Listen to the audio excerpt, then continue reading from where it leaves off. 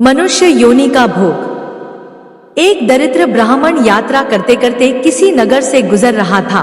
बड़े बड़े महल एवं अट्टालिकाओं को देखकर ब्राह्मण भिक्षा मांगने गया, किंतु उस नगर में किसी ने भी उसे 2 मुट्ठी अन्न नहीं दिया। आखिर दोपहर हो गई तो ब्राह्मण दुखी होकर अपने भाग्य को कोसता हुआ जा रहा था।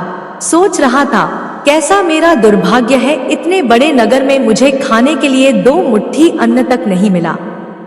रोटी बनाकर खाने के लिए 2 मुट्ठी आटा तक नहीं मिला। इतने में एक सिद्ध संत की निगाह उस ब्राह्मण पर पड़ी। उन्होंने ब्राह्मण की बड़बड़ाहट सुन ली।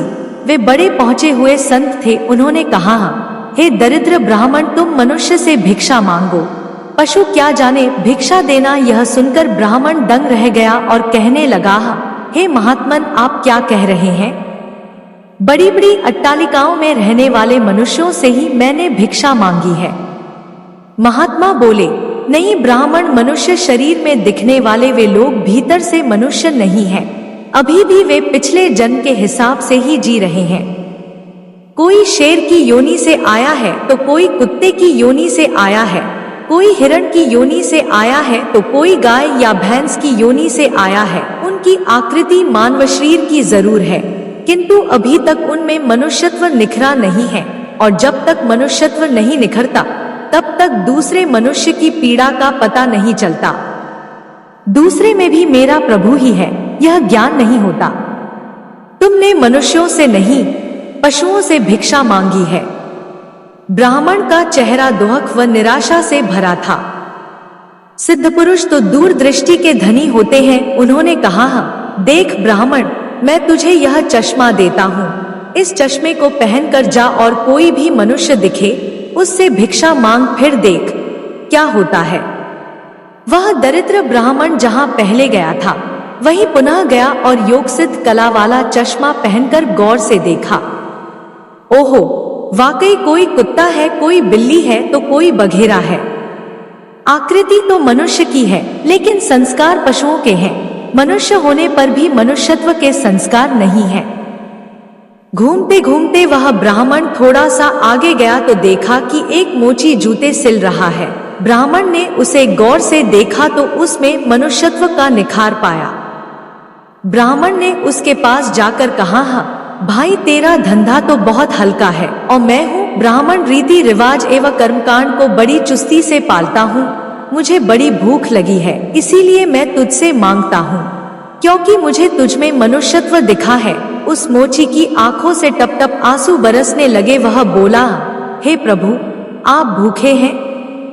हे मेरे भगवान, आप भूखे हैं? इतनी देर आप कहाँ थे? यह कहकर मोची उठा एवं जूते सिलकर टका, आना दो आना वगैरह जो इकट्ठे किए थे उस चिल्लर रेजगारी को लेकर हलवाई की दुकान पर पहुंचा और बोला, हाँ हलवाई भाई, मेरे इन भूखे भगवान की सेवा कर लो। ये चिल्लर यहाँ रखता हूँ, जो कुछ भी सब्जी परांठे पूरी आदि दे सकते हो वह इन्हें दे दो, मैं अभी जाता हूँ। यह कहकर मोची भागा और घर जाकर अपने हाथ से बनाई हुई एक जोड़ी जूती ले आया एवं चौराहे पर उसे बेचने के लिए खड़ा हो गया। उस राज्य का राजा जूतियों का बड़ा शौकीन था। उस दिन भी उसने कई तरह की जूतियां पहनी, किंतु किसी की बनावट उसे पसंद नहीं आई तो किसी का नाप नहीं आया। 2-5 बार प्रयत्न करने पर भी राजा को कोई पसंद नहीं आई तो राजा मंत्री से क्रुद्ध होकर बोला, अगर इस बार ढंग की जूती लाया तो जूती वाले को इनाम दूंगा, और ठीक नहीं लाया तो मंत्री के बच्चे तेरी खबर ले लूंगा। दैव योग से मंत्री की नजर इस मोची के रूप में खड़े असली मानव पर पड़ गई, जिसमें मानवता खिली थी, जिसकी आंखों में कुछ प्रेम के भाव थे, चित्त में दया करुणा थी, ब्राह्मण के संग का थोड़ा रंग लगा था। मंत्री ने मोची से जूती ले ली एवं राजा के पास ले गया। राजा को वह जूती एकदम फिट आ गई, मानो वह जूती राजा के नाप की ही बनी थी। राजा ने कहा, हाँ ऐसी जूती तो मैंने पहली बार ही पहन रहा हूँ, किस मोची ने बनाई है यह जूती? मंत्री बोला, हुजूर यह मोची बाहर ही खड़ा है। मोची को बुलाया गया। उसको देखकर राजा की भी मानवता थोड़ी खिली। राजा ने कहा, जूती के तो 5 रुपए होते हैं, किंतु यह 5 रुपयों वाली नहीं है, 500 रुपयों वाली जूती है। जूती बनाने वाले को 500 और जूती के 500, कुल 1000 रुपए इसको दे दो।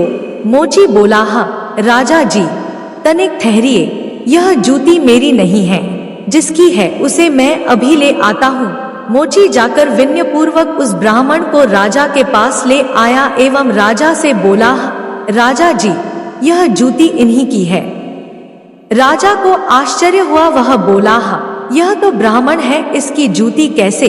राजा ने ब्राह्मण से पूछा तो ब्राह्मण ने कहा, मैं तो ब्राह्मण हूँ, यात्रा करने निकला हूँ। राजा, हाँ, मोची जूती तो तुम बेच रहे थे, इस ब्राह्मण ने जूती कब खरीदी और बेची? मोची ने कहा, हाँ राजन, मैंने मन में ही संकल्प कर लिया था कि जूती की जो रकम आएगी वह इन ब्राह्मण देव की होगी। जब रकम इनकी है तो मैं इन रुपयों को कैसे ले सकता हूँ, इसीलिए मैं इन्हें ले आया हूँ।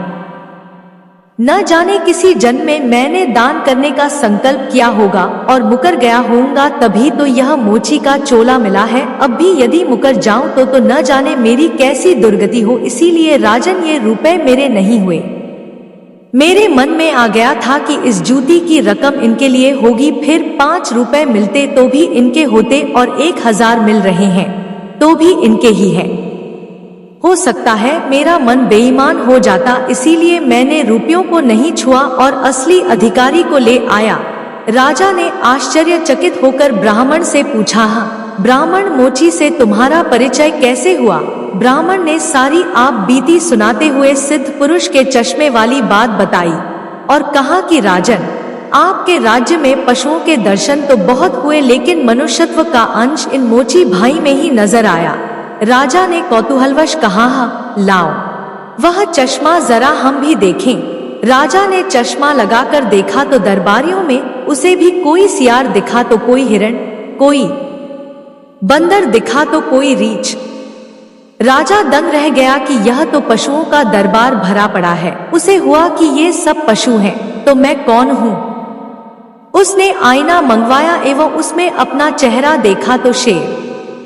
उसके आश्चर्य की सीमा न रही। ये सारे जंगल के प्राणी और मैं जंगल का राजा शेर यहाँ भी इनका राजा बना बैठा हूँ। राजा ने कहा, ब्राह्मण देव, योगी महाराज का यह चश्मा तो बड़ा गजब का है। वे योगी महाराज कहाँ होंगे ब्राह्मणा? वे तो कहीं चले गए। ऐसे महापुरुष कभी कभी ही और बड़ी कठिनाई से मिलते हैं। श्रद्धावान ही ऐसे महापुरुषों से लाभ उठा पाते हैं। बाकी तो जो मनुष्य के चोले में पशु के समान है, वे महापुरुष के निकट रहकर भी अपनी पशुता नहीं छोड़ पाते। ब्राह्मण ने आगे कहा, राजन, अब तो बिना चश्मे के भी मनुष्यत्व को परखा जा सकता है।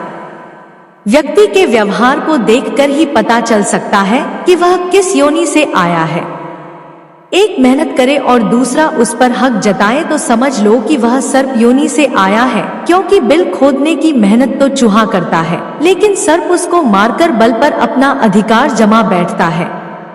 अब इस चश्मे के बिना भी विवेक का चश्मा काम कर सकता है। और दूसरे को देखें, उसकी अपेक्षा स्वयं को ही देखें कि हम सर्प योनि से आए हैं कि शेर की योनि से आए हैं, या सचमुच में हमें मनुष्यता खिली है। यदि पशुता बाकी है तो वह भी मनुष्यता में बदल सकती है। कैसे? गोस्वामी तुलसीदास जी ने कहा है, बिगड़ी जन्म अनेक की, सुधरे अब और आजू। तुलसी होई राम को, राम भजी तजी कुसमाजू। कुसंस्कारों को छोड़ दे, बस अपने कुसंस्कार आप निकालेंगे तो ही निकलेंगे। अपने भीतर छिपे हुए पशुत्व को आप निकालेंगे तो ही निकलेगा। यह भी तब संभव होगा जब आप अपने समय की कीमत समझेंगे। मनुष्यत्व आए तो एक एक पल को सार्थक किए बिना आप चुप नहीं बैठेंगे। पशु अपना समय ऐसे ही गंवाता है। पशुत्व के संस्कार पड़े रहेंगे तो आपका समय बिगड़ेगा। अतः पशुत्व के संस्कारों को आप बाहर निकालिए एवं मनुष्यत्व के संस्कारों को उभारिए। फिर सिद्ध पुरुष का चश्मा नहीं, वरन अपने विवेक का चश्मा ही कार्य करेगा। और इस विवेक के चश्मे को पाने की युक्ति मिलती है हरि नाम संकीर्तन, यानी सत्य का संग व सत्संग से। तो हे आत्मजनों, मानवता से जो पूर्ण हो वही मनुष्य कहलाता है। बिन मानवता के मानव भी पशुतुल्य रह जाता है। जय जय श्री राधे।